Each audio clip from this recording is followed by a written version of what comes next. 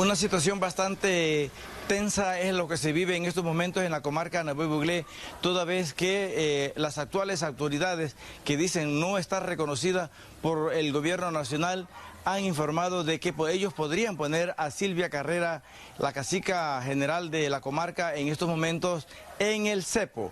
Ellos le están dando un plazo para que ella desista de ser autoridad. Pero vamos a escuchar precisamente lo que nos dice el cacique general Rogelio Moreno sobre esta situación. Ella está actuando injustamente hacia sus pueblos, pues le damos tiempo prudencial para que se vaya.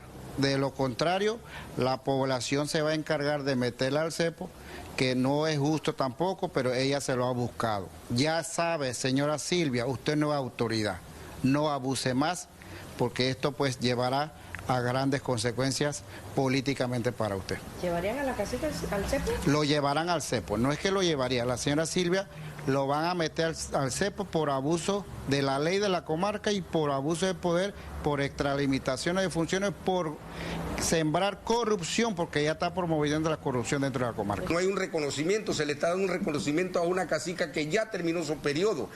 Ella tiene ya 8 años cuando la ley dice que son 6 años. Por favor, ¿de qué país estamos hablando? ¿Qué respeto estamos hablando de la comarca? Siguen pisoteando, a pesar de que nos denigran, nos siguen pisoteando nuestro derecho. Se está permitiendo muchas divisiones dentro de la comarca, mientras que hay una sola ley. Hacemos aquí el pronunciamiento públicamente que se haya respetar y no van a poner fecha, pero como dijera el compañero, y eso verá, el pueblo está esperando. El pueblo está esperando eso.